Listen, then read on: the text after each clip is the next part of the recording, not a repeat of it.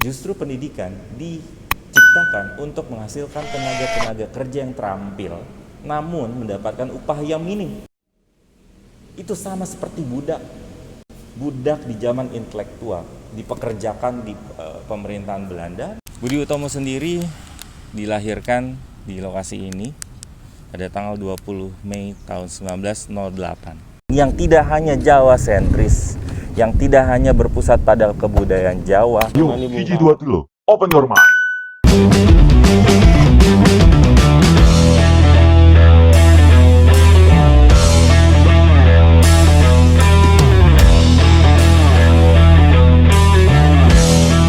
Berbagai kesengsaraan dan penderitaan yang dirasakan oleh rakyat Indonesia atau bangsa Indonesia pada saat itu kemudian menyebar luas beritanya. Oleh siapa?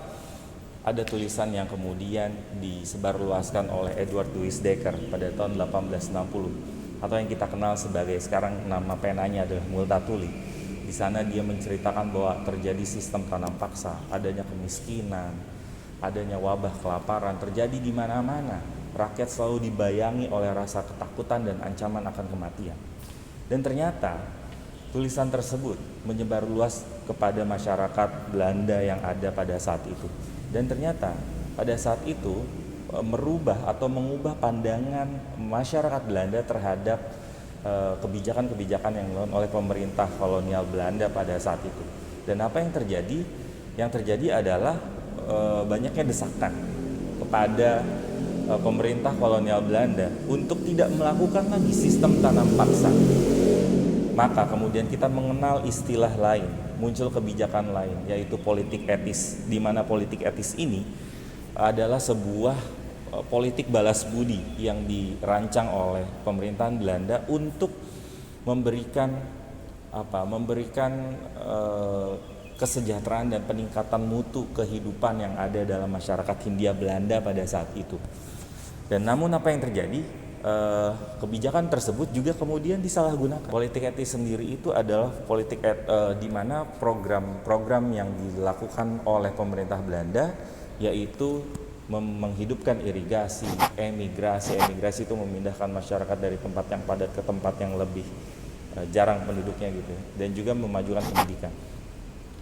Meskipun demikian, meskipun seperti politik etis itu rasanya bagus, namun yang terjadi tidak demikian. Saluran irigasi yang memang diperintahkan oleh Ratu Wilhelmina pada saat itu untuk meningkatkan kesejahteraan rakyat, tapi justru saluran irigasi itu justru menguntungkan perusahaan atau pemerintah Belanda itu sendiri. Jadi, apakah itu menguntungkan? Jelas tidak. Kemudian yang kedua adalah pendidikan.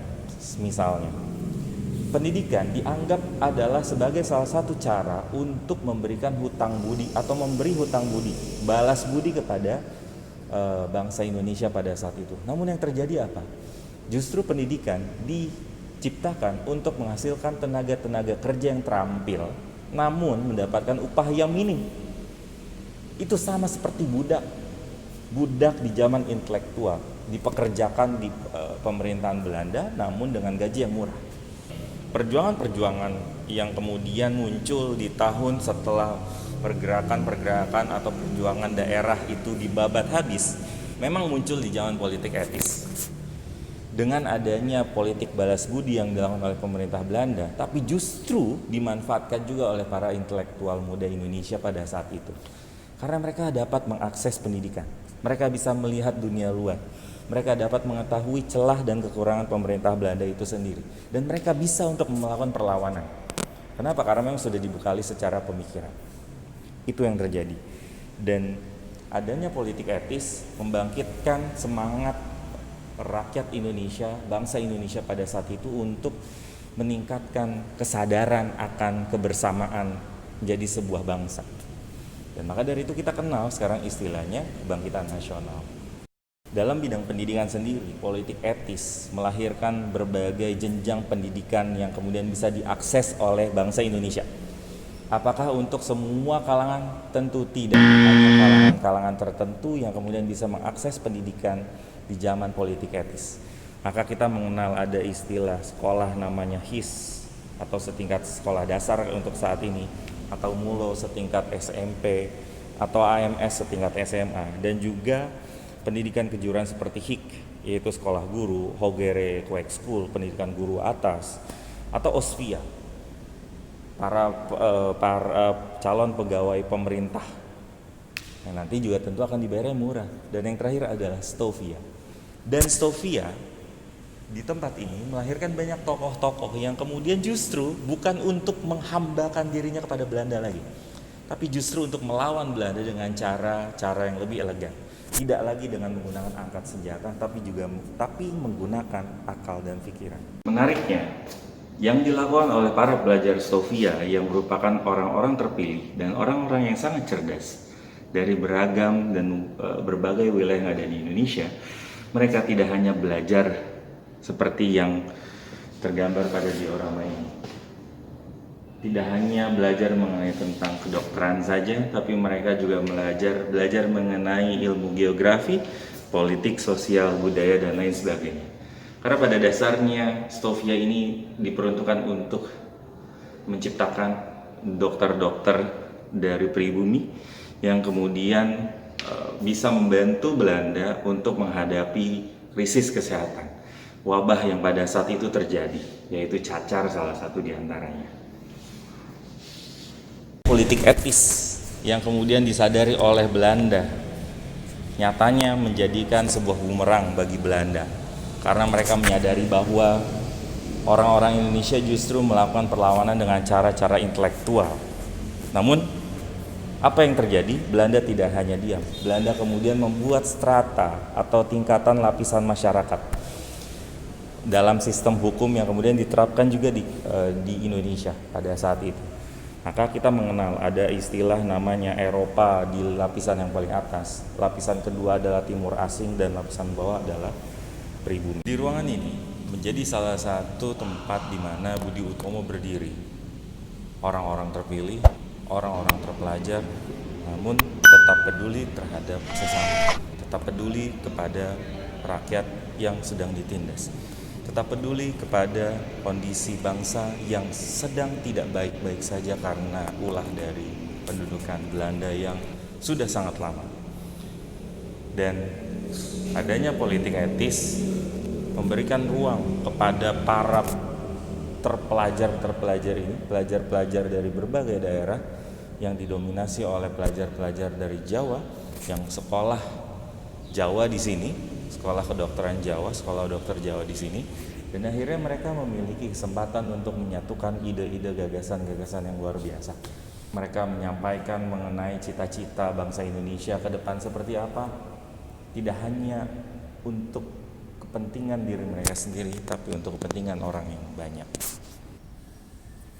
Di lokasi ini menjadi saksi bagaimana Sutomo dipilih secara aklamasi menjadi ketua dari organisasi Budi Utomo. Organisasi yang seringkali dikenal dan didengar sebagai organisasi modern pertama di Indonesia. Budi Utomo sendiri terdiri dari kata Budi dan Utomo yang berasal dari bahasa Sanskerta. Budi yang berarti artinya akal, atau makna lainnya adalah pikiran atau kesadaran, dan Utomo adalah tingkat yang paling utama atau tingkat yang paling pertama, atau bisa diartikan sebagai sangat baik. Budi Utomo sendiri dilahirkan di lokasi ini pada tanggal 20 Mei tahun 1908. Sebelumnya ada gagasan dari Dr. Wahidin Sudirohusodo yang kemudian menggerakkan para pelajar Stovia lainnya untuk kemudian bersatu, berkumpul, dan berorganisasi, dan kemudian membentuklah organisasi yang namanya Budi Utomo. Gerakan Budi Utomo pada awalnya memang terbatas pada suku Jawa dan Madura saja, tapi lama-kelamaan karena besarnya tuntutan, desakan, dan keadaan, akhirnya organisasi ini meluaskan keanggotaannya. Namun anggapan miring juga tetap ada pada organisasi ini, dianggap eksklusif, dianggap tidak berani terhadap Belanda, perlawanannya tidak nyata secara terang-terangan melawan Belanda, tapi lebih kepada kooperatif begitu. Dan akhirnya itu yang kemudian mewarnai dinamika perjalanan Budi Utomo.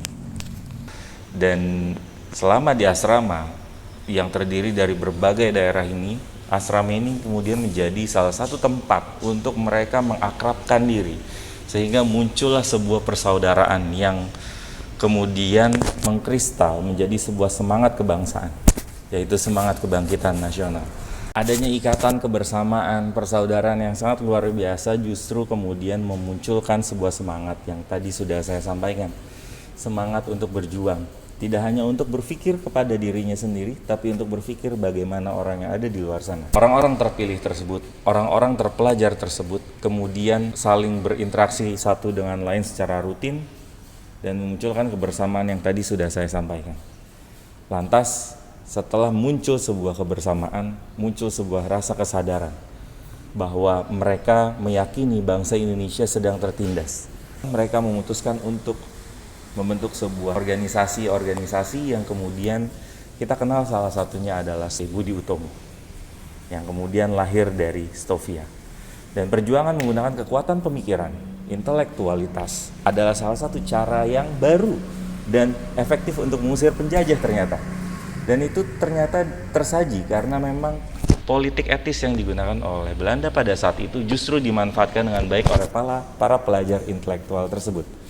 Dan secara berkesinambungan dan tidak bergantung satu dengan yang lain, akhirnya yang terjadi adalah kesadaran bersama yang kemudian kita sama-sama kenal. Di tanggal 20 Mei tahun 1908 lahirlah sebuah organisasi Budi Utomo, dan kita sama-sama mengenal dan kita sama-sama tahu bahwa disinilah salah satu momentum terbesar kemerdekaan bangsa Indonesia itu diraih. Dari sini semangatnya datang, dari sini semangat persaudaraan mulai muncul. Organisasi Budi Utomo lahir dan berkembang sedari awal memang tidak punya tujuan untuk berpolitik, tapi organisasi ini besar karena memang punya tujuan untuk kehidupan sosial dan budaya serta pendidikan. Budi Utomo mendapatkan dukungan dari berbagai pihak yang kemudian Budi Utomo lebih diluaskan. Anggotanya menjadi semakin luas. Kongres pertama di tahun 1908 tanggal 3 sampai 5 Oktober, organisasi Budi Utomo itu tidak akan terlibat dalam kegiatan politik. Sifat dari organisasi tersebut adalah kegiatan yang sifatnya sosial, ekonomi, budaya, dan serta mendorong pendidikan. Adanya kongres tersebut dan pemantapan dari visi organisasi tersebut membuat beberapa pihak menjadi kecewa. Kenapa kecewa? Karena Budi Utomo kemudian dianggap sebagai organisasi yang tidak memperjuangkan kepentingan bangsa untuk melawan Belanda, penjajahan Belanda. Dan akhirnya banyak di antara anggota dari Budi Utomo, terutama dari kaum-kaum muda, yang kemudian merasa kecewa.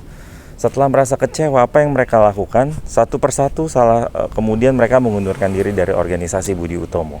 Salah satunya adalah Cipto Mangunkusumo, yang memang kita kenal sekarang menjadi sebuah rumah sakit di pusat kota Jakarta. Selain karena visi organisasi yang dianggap terlalu tidak berani melawan penjajahan Belanda, Budi Utomo juga kemudian kerap kali mendapatkan cap yang kurang baik.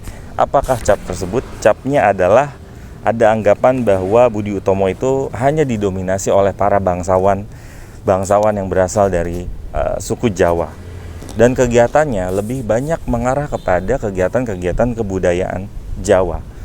Maka kita tidak akan heran melihat dari lingkungan Stovia yang memang awalnya ini adalah sekolah kedokteran Jawa. Dan itu menjadi salah satu faktor yang kemudian membuat beberapa orang menjadi kecewa terhadap Budi Utomo. Dan pada akhirnya Budi Utomo sedikit melibatkan diri pada kegiatan politik karena banyaknya desakan-desakan. Desakan-desakan tersebut muncul karena memang melihat situasi dan kondisi penjajahan Belanda yang pada saat itu, dan juga pergerakan dari organisasi-organisasi lain.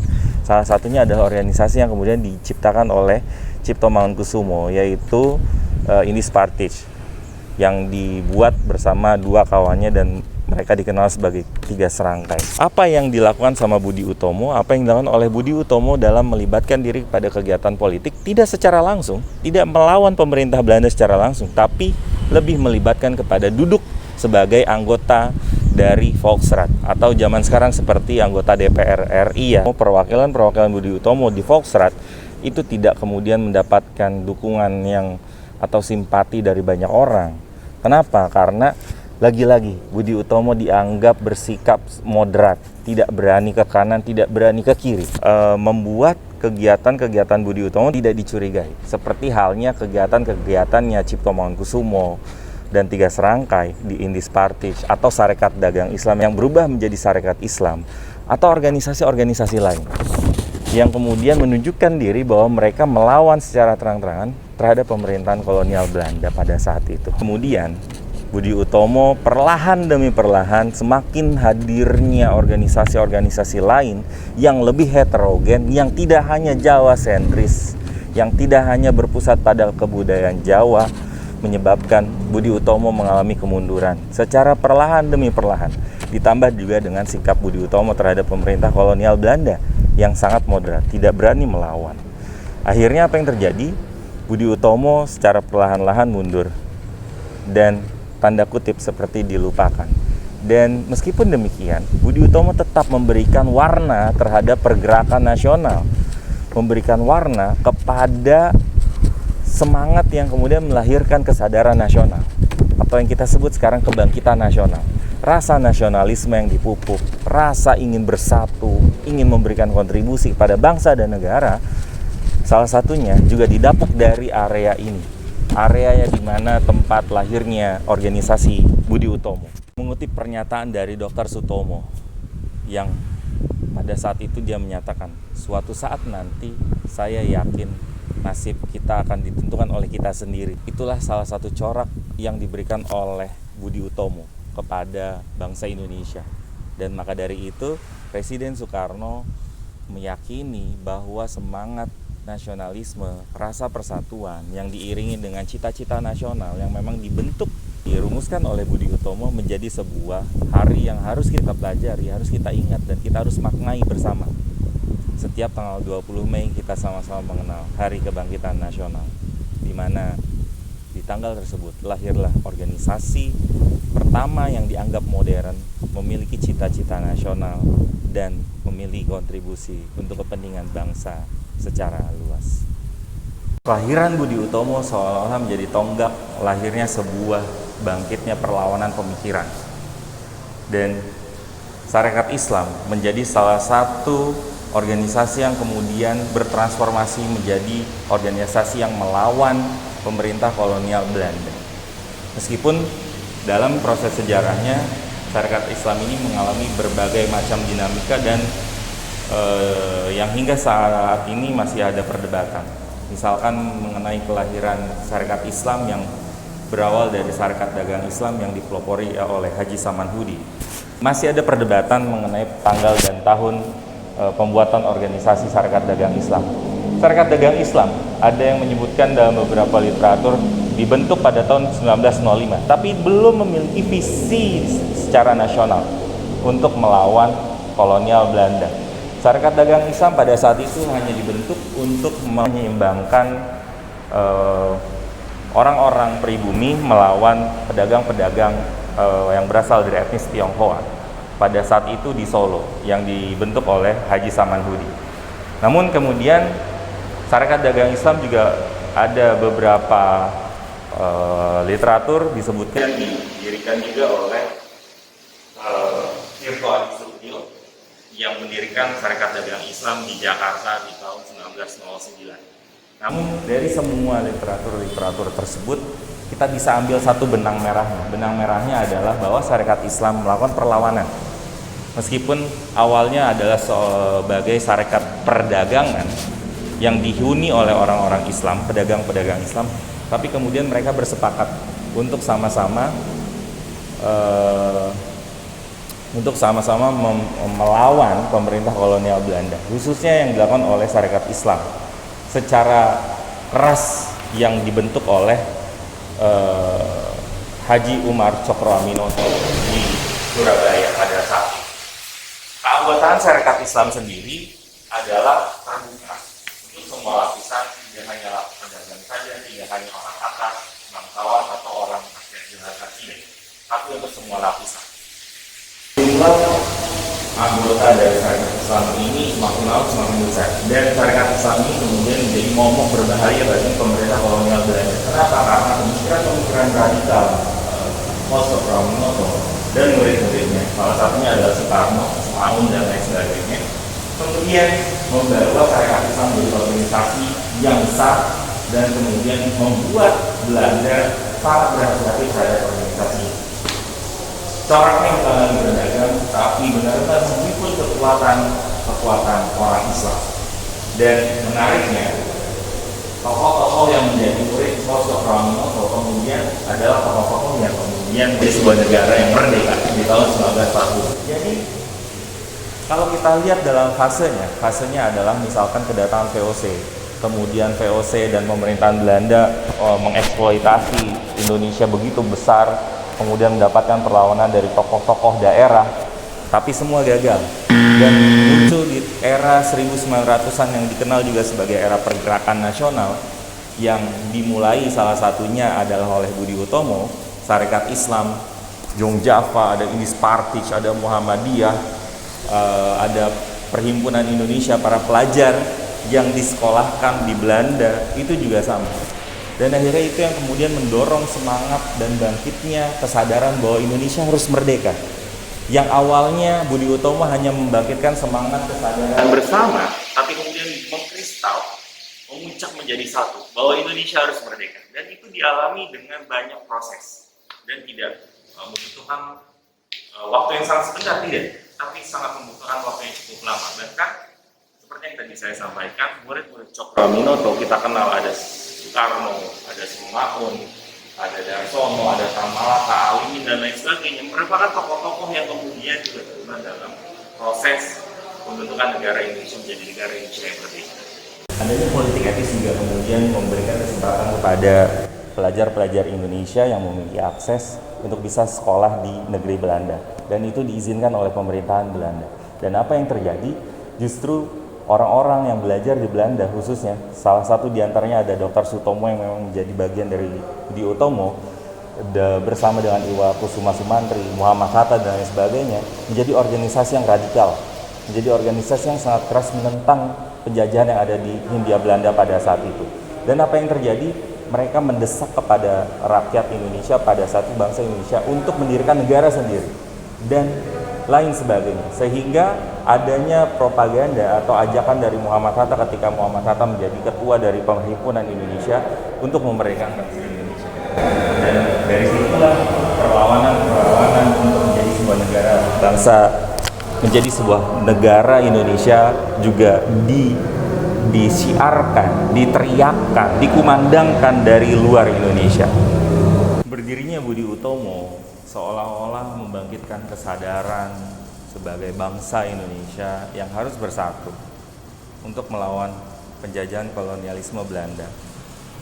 Tapi bukan berarti kemudian meminimalisir semua usaha yang telah dilakukan oleh para pejuang yang bersifat kedaerahan.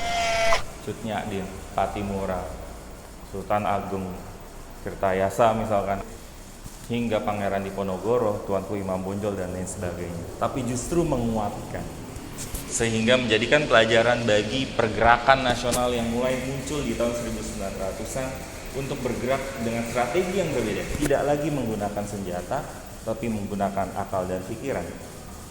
Dan kelahiran Budi Utomo di tempat di mana Belanda mendirikan sebuah sekolah sebagai imbalan politik etis, tapi justru dimanfaatkan oleh para pelajar-pelajar yang dianggap radikal, justru membangun sebuah kesadaran kebangsaan.